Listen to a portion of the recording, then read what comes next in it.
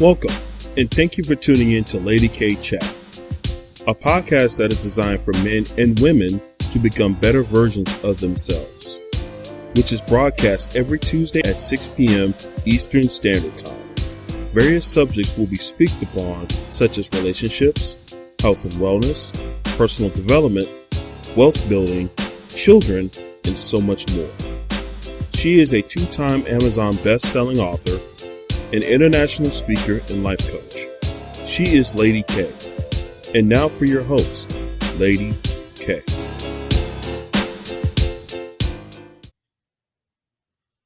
Hello, everyone, and good evening, and welcome to this special episode of History Repeats Itself. Yes, history repeats itself with phenomenal Black women who encourage other Black women to go higher. Hi, my name is Lady K. I am the host of the Lady K Chat podcast, and I would like to welcome you tonight and thank you for being with me. And you can catch us every Tuesday at 6 p.m. here on IG, YouTube, and Facebook. But it is a pleasure, and I am so grateful that you are here. So I want to tell you a little bit about tonight and what we are doing. Not only is this the month of February, which we all acknowledge it for Black history, but in the month of March, right, we are also celebrating Women's Month. We're going to celebrate all the dynamic women who have paved the way, many ways for us to have the things that we want to accomplish and the things that we are grateful for today. So tonight I'm going to talk about two phenomenal women who do not get enough credit or accolades for their bravery and their tenacity. The first woman I would like to talk about is Miss Ida B. Wells. Born into slavery during the Civic War on July 16th, 1862, in Holly Springs, Mississippi. She was a renowned journalist, activist, researcher in the late 19th and late in the late 19th and early 20th century. She used her skills to shed light on the conditions of the African American community throughout the South. She is the perfect example when God qualifies the caller. She was definitely a fighter, and she faced diversity real early at an early age. At the age of 16, both of her parents and her infant sibling passed away from the yellow fever pandemic that had hit in her hometown. So she was left to raise her siblings, but what she had to do was move. She had to move to Memphis, Tennessee, where she continued her studies as an educator so she can keep her family together. Now, wow, when I look at that, it's like, wow, even in that sense, history repeated itself. She was in the middle of a pandemic. Tragedy happened. And she knew what she had to do. And she just stepped in and she just stepped out. And she trusted God because she knew where she was going. And not even just that, she was so focused on her education, right? So her parents have instilled in her, you need your education. Higher education is important. But not even this, that. Her parents were part of the revolutionary. So it was embedded in her to go out there and fight this battle. But in order for sometimes for you to move, you got to move out your comfort zone. So that's exactly what she did. She moved out of her comfort zone to provide for her family because she understood what she had to do. See, right now, saints, right now, our faith is being tested in this pandemic. But we have to be like Ada and we have to move. You can't be in the mentality and say, hey, I'm just waiting on the Lord. No, we all know that the Lord is waiting for you. You keep saying, well, I want an opportunity. There are plethora of opportunities in your face. You just have to recognize which one is for you and you take it, you carry that torch, and you keep running because this is the season to move. There's plethora of opportunity. Don't let that stop you, because guess what? That did not stop Miss Ada B. Wells. We are in the season to move. They say pandemics happen every so often, but guess what? When they do, there's always an ability to shift to that next evolving season. And that was exactly what Miss Ada did. She had a mission to accomplish. And because her parents instilled the importance of education and they were political active in the reconstructive era, so it was embedded into her for her to continue the work. So I just want to talk a little bit some of the adversity that she experienced. The one thing that she wanted is because she really wanted to go to school and she wanted to excel. And she enrolled herself at Russ College. But guess what? She was expelled when she started a dispute with the university president. Now, there's always talks about this, but no one goes into details what exactly happened. But I'm pretty sure the problem was she was a woman. And not just she's a woman too, she was an African American woman. And then at that time, they did not desire for us to be educated. But Miss Ida B. Wells had to fight on her, and she challenged and she pushed through, and she was able to accomplish her degree, and that's how she was able to be an educator. So what else did she go through? In 1884, she was on a train and she paid for her first class ticket. And she ended up putting a lawsuit against Memphis Train Company because unfair treatment. She had been thrown off the train despite having a ticket. But guess what? She won that case on a local level, but the ruling on the federal level overturned. But you know what? She paved the way, so it's okay because there are other people that was able to take it that far. And I can't wait till I tell you about the next young lady that I'm gonna speak about, because she took that torch and she ran with it. But I have to say one more thing about Miss Ada B. Wells. After the lynching of one of her closest friends, that really brought her attention, and she really started to looking into mob violence. She became skeptical about the reason why black men were being lynched, and she set out several investigations. So what she did, she published her findings in a pamphlet, and she wrote several columns in the local newspaper. In 1892, she exposed the locals about lynching, and in the result, they burned down her press and they drove her from Memphis. But the threats were so bad that she ended up relocating to Chicago, Illinois. And as I said in the beginning, God qualifies the caller. Even though she took greater risks and she put her life at risk, she's the reason why a lot of us, again, are here to do the things that we want to do. But that didn't stop Miss Ada. All she did was continue her work in the Chicago area. So, like I told you before, I was so excited to tell you about this young lady who literally picked up the torch that Ada started, because by the time she was able to get herself out there, she did impeccable and phenomenal work.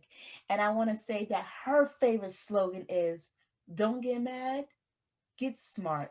And I am talking about the late, great Reverend Paulie Murphy, who was the great granddaughter of a slave, who was rejected because of race and sex, and that drove her to be a civil rights activist, lawyer, a women's activist, and an Episcopal priest. Born November 20th, 1910 in Baltimore, Maryland, with both of her parents, look, again, adversity, both of her parents was deceased by the time she turned 13. She escaped family struggles, radical discrimination, and poverty through education. Because back then, we all know that education was the key for them to be successful in all the things that they want to do. So She moved to New York City after graduating the head of her class in Durham, North Carolina. She attempted to apply to Columbia University, but she was rejected because she was a woman. However, she was able to attend Hunter College, Howard University. Again, she was denied of being accepted into the University of North Carolina. But guess what? Her rejection drove her to success. When she attended Howard University, she was able to challenge the 14th Amendment. And for those who are not sure about the 14th Amendment, this is citizens' right, equal protection, appointment, and Civil War debt, which in pretty words and nice words, it just means that just to each is its own. Let me tell you something. For those who are not aware of how in depth she challenged the 14th Amendment, once upon a time, women were not allowed to be on birth control if they were married. Miss Ada, she was one of those pioneers that said, how dare this country, the Constitution that we live for, that which is the land of the free, tell me as a woman that when I'm ready to stop having kids, I can stop having kids because you know why? They didn't see women as an equal. They saw women as birth givers. They saw women that they stay home with the children, and that was their main job. So in the 1920s, when the factories started to come and the work was here, some women went to work.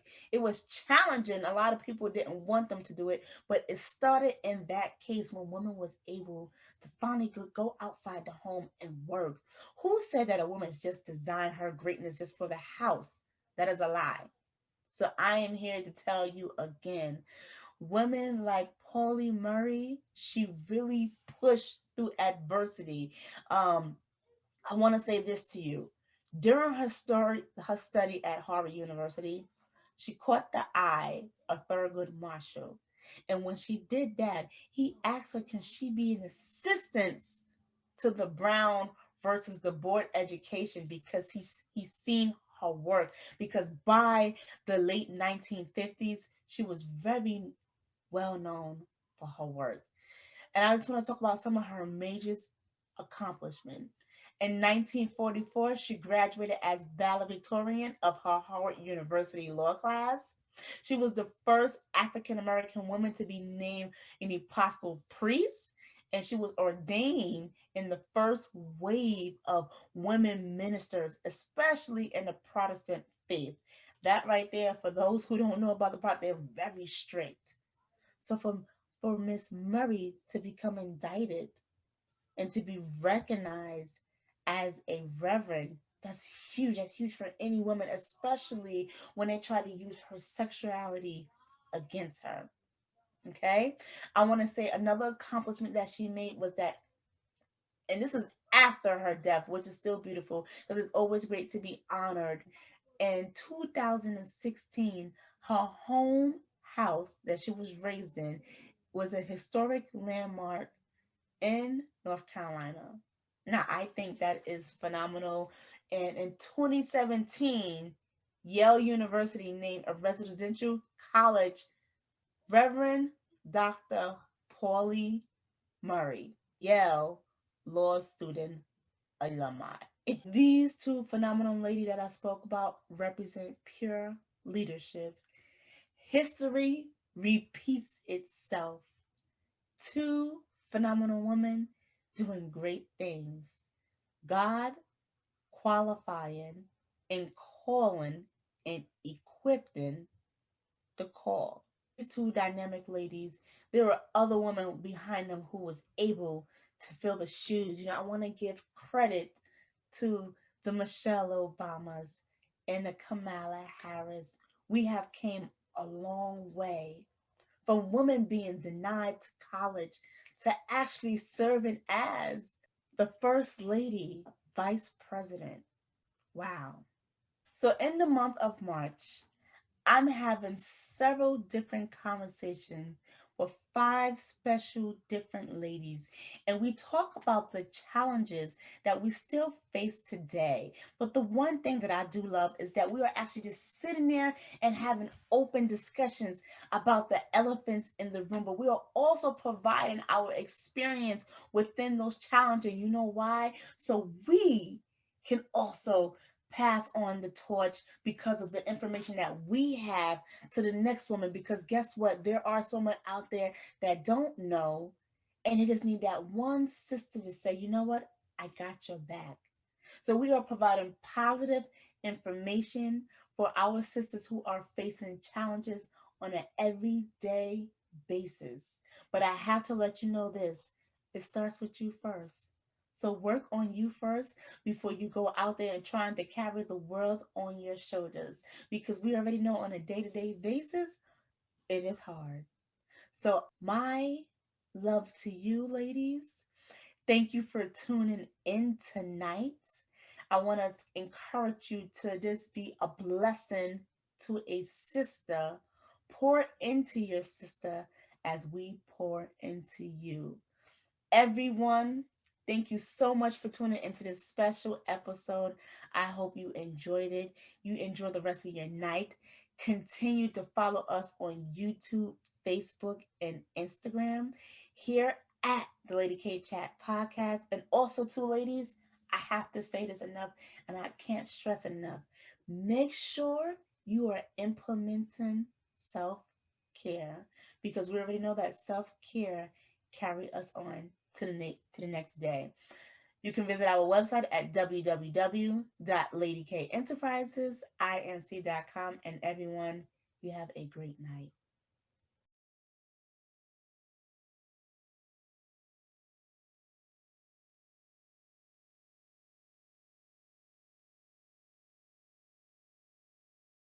Lady K.